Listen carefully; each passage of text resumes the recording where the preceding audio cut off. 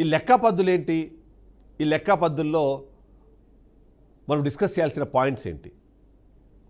రాజకీయాలంటే ఒకప్పుడు సేవాభావంతో ఉన్నవాళ్ళు, ఉద్యమ నేపథ్యం నుంచి వచ్చిన వాళ్ళు, ప్రజలకు ఏదో మంచి చేయాలని ఆలోచించేవాళ్ళు, అలాంటి వాళ్ళు మనకి రాజకీయాల్లో కనిపించేవాళ్ళు.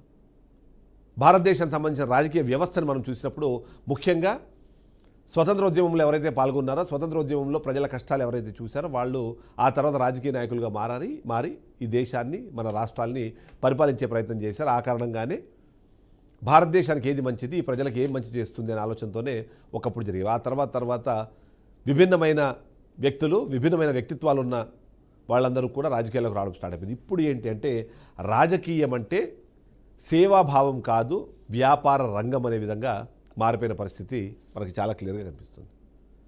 ఎందుకు ఆ మాట అంటున్నాము? ఏం జరుగుతుంది అంటే ఇప్పటికిప్పుడు మనం మాట్లాడుకోవాల్సిన లెక్క పద్దులు ఒకసారి మనము చూసే ప్రయత్నం చేద్దాం. మొన్నటికి మొన్న మనం చూసాము, తెలంగాణ రాష్ట్రంలో సర్పంచ్ ఎన్నికలు జరిగాయి. దాదాపుగా 12,000కు పైగా గ్రామ పంచాయతీలకు సర్పంచులను ఎన్నుకున్నారు, అలాగే వార్డు మెంబర్లను ఎన్నుకున్నారు. మంచిదే, కొత్త సర్పంచులు వచ్చారు. వాళ్ళు ఏదైతే గ్రామానికి సంబంధించిన అభివృద్ధి కార్యక్రమాల్లోనూ రాష్ట్ర పరిపాలనలో వాళ్ళందరూ కూడా భాగస్వాములు అవుతారు. బాగానే ఉంది, ఇక్కడ దాకా బాగానే ఉంది. కానీ సమస్య ఎక్కడొస్తుంది, విషయం ఎక్కడుంది అనే దాని మీద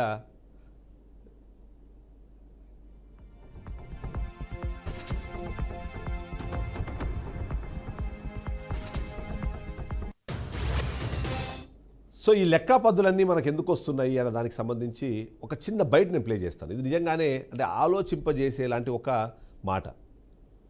సర్పంచులుగా మనము సేవాగుణంతో వస్తున్నామా లేకపోతే వ్యాపార దృక్పథంతో వస్తున్నామా అన్న దానికి సంబంధించి ఒక చిన్న క్యాల్కులేషన్. ఒక ఓడిపోయిన సర్పంచ్ అభ్యర్థి నాగర్ కర్నూలు సంబంధించిన వ్యక్తి ఒక మాట మాట్లాడారు. అది బాగా వైరల్ అవుతుంది ఇప్పుడు సోషల్ మీడియాలో. ఆ వీడియో ఒకసారి చూద్దాం.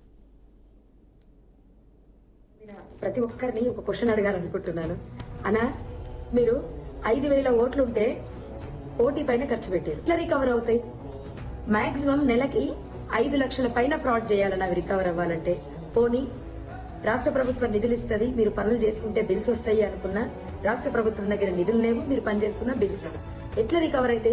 మీ ఫ్యామిలీస్ రన్ అవ్వాలి, మీరు మళ్ళీ వినాయక చవితులకు దసరాలకు పెట్టే అమౌంట్ కావాలి. ఇవి రికవర్ అవ్వాలంటేనే నెలకు 5 లక్షలు అవుతుంది. ఎట్లా రికవర్ అవుతుంది? నాకు అర్థం కావట్లేదు, నిజంగా చెప్తున్నా. 3,000 ఇచ్చినోడు కోటు పడుతుంది, 2,000 ఇచ్చినోడు కోటు పడదు, ఫుల్ బాటిల్ దాపినోడు కోటు పడుతుంది, హాఫ్ బాటిల్ దాపినోడు కోటు పడదు, బిర్యానీలో మటన్ వేసినోడు కోటు పడుతుంది, చికెన్ వేసినోడు కోటు పడదు. ఇంత ప్రజలు ఉన్నప్పుడు ప్రజలు నాకు నిజంగా ప్రజలు అర్థం కాలేదు. అన్నిటికన్నా నేను బాధపడ్డ విషయం ఏంటంటే బీటెక్లు ఎంటెక్లు చేసి కూడా జస్ట్ 2,000 ఇచ్చి ఒక బిర్యానీ పెట్టి బ్లాక్ డాగ్ ఇస్తే ఓటేసి, ఇంత దౌర్భాగ్యపు వ్యవస్థలో చదువుకున్న వాళ్ళు ఉన్నప్పుడు ఎవరైనా ఏం చేయగలుగుతారు? దేశం ఎట్లా మారుతుంది? నాయకులను ప్రశ్నించే హక్కు మీకుందా? చదువుకున్న యువకులకు నాయకులను నిలదీసే హక్కు ఉందా? గెలుపొందిన ప్రతి సో అర్థమైంది కదా. దానికి లెక్క కూడా నేను తయారు చేశాను. నిజంగానే ఒక చిన్న గ్రామంలో 5,000 ఓట్లు ఉన్న దగ్గర ₹1,00,00,000 పైగా ఖర్చు పెట్టి మరీ వాళ్ళు గెలిచేందుకు ప్రయత్నం చేశారు. ఆ ఖర్చు ఏంటి అంటున్నారా? నిజంగానే ఏ రోజైతే గ్రామ పంచాయతీలకు సంబంధించిన ఎన్నికల నోటిఫికేషన్ మొదలైందో ఆ రోజు నుంచి కూడా ఎవరైతే ఆ సర్పంచ్ అభ్యర్థులు ఉన్నారో వాళ్ళు ఆ గ్రామాన్ని మొత్తాన్ని పోషించారు. భోజనాలు పెట్టారు, బిర్యానీలు పెట్టారు, వాళ్ళ ఇళ్ళల్లో ఫంక్షన్లు ఉన్నాయంటే వీళ్ళే ఖర్చు పెట్టారు.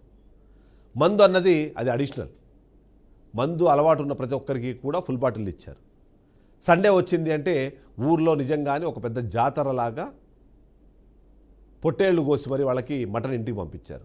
తినలేని వాళ్ళకి చికెన్ని వాళ్ళ ఇంటికే చేర్చేశారు. ఇలా చేసుకుంటూ ₹1,00,00,000 పైన ఖర్చు పెట్టిన వీళ్ళు సేవ చేయగలుగుతారా? ఒక లెక్క నేను తయారు చేశాను. ఒకసారి దానికి సంబంధించిన గ్రాఫిక్ ప్లేట్స్ నేను ప్లే చేస్తాను మీకు. ఒకసారి మీకు చూడండి, అర్థం అవ్వడం కోసము. నిజంగానే ఒక గ్రామంలో ఒక వ్యక్తి ఒకవేళ ₹1,00,00,000 ఖర్చు పెట్టి గెలిచారనుకుందాం.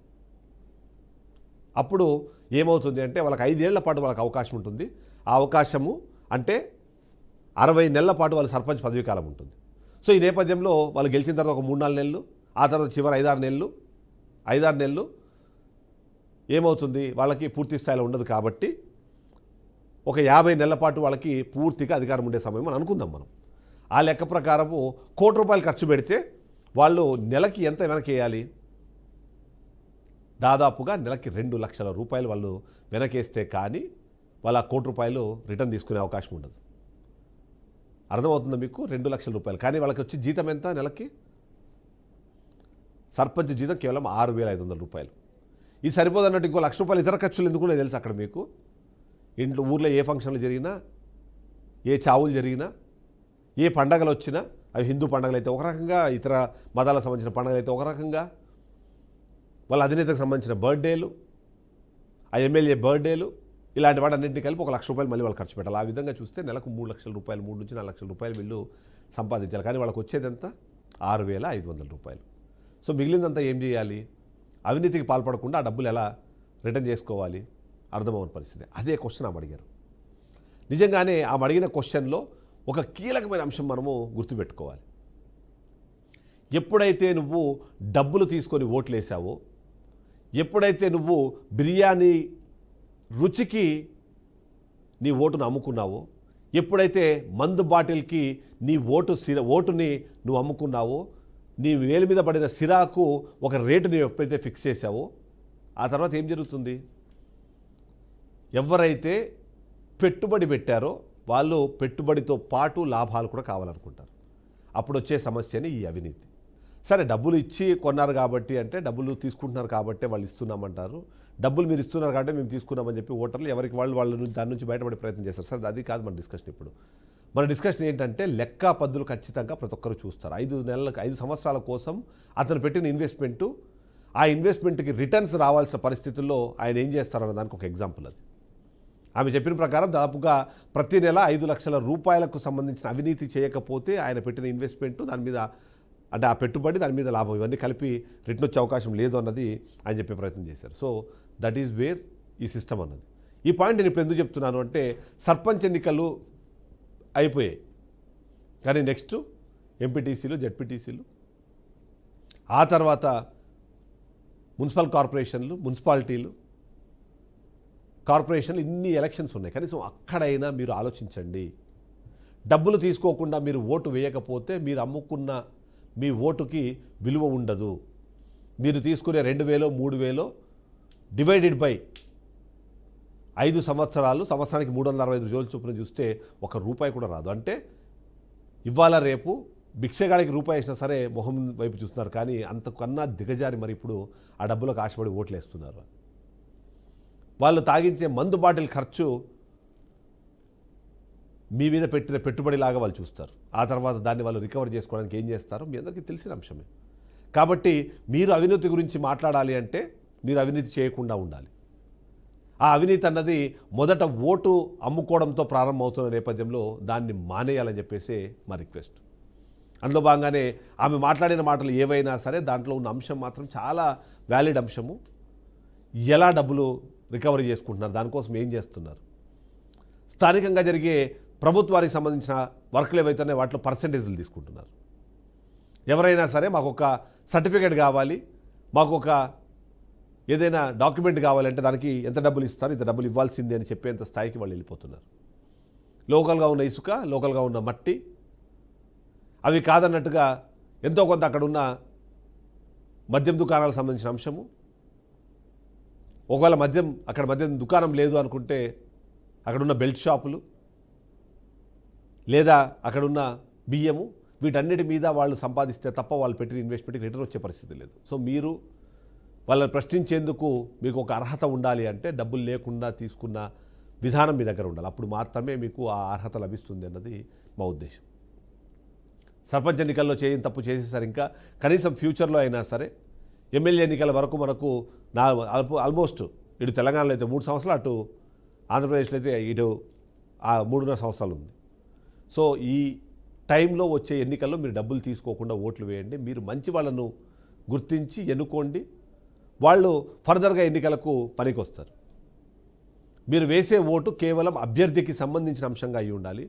ఆ అభ్యర్థికి అర్హత ఉందా, ఆ అభ్యర్థి వస్తే గెలిస్తే మీకు మంచి జరుగుతుంది, ఇక్కడ వరకు మాత్రం ఆలోచించాలి. కానీ ఆయన కులమో మతమో, ఆయన ఇచ్చే డబ్బులో, లేకపోతే ఆయన రిప్రజెంట్ చేసే పార్టీనో మీకు సంబంధం కాదు. మీ కులపు నాయకుడు కాబట్టి ఓట్లు వేసేద్దాం అనుకుంటే ఆ నాయకుడు ఉన్న ఆ పార్టీ నిజంగానే అదే కులాన్ని పూర్తిగా ఓన్ చేసుకుంటుందో లేదు, ఆ విషయం గుర్తుపెట్టుకోవాలి. అదేవిధంగా మీరు తీసుకుంటున్న డబ్బు 1 రోజులోనో 2 రోజుల్లోనో అది ఖర్చు అయిపోతుంది. కానీ మీరు ఎన్నుకున్న వ్యక్తి మాత్రం మిమ్మల్ని 5 సంవత్సరాల పాటు పాలించాలి. అలానే డబ్బులు ఇచ్చి గెలిచాం కాబట్టి ప్రతి ఒక్కరు ఇదే విధానంతో ఆలోచిస్తారంటే మేబీ ఉండకపోవచ్చు, కానీ మెజారిటీ ఆఫ్ ది లీడర్స్ మాత్రం అలానే ఆలోచిస్తారు.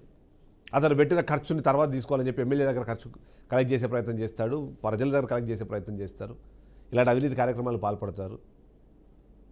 ఒక కాంట్రాక్టరు వీళ్ళందరికీ కమిషన్లు ఇచ్చి అక్కడ రోడ్డు వేయాలి అంటే అంత పర్సెంటేజ్ ఆఫ్ నిజాయితీని ఆయన చంపుకోవాలి, అమ్ముకోవాలి.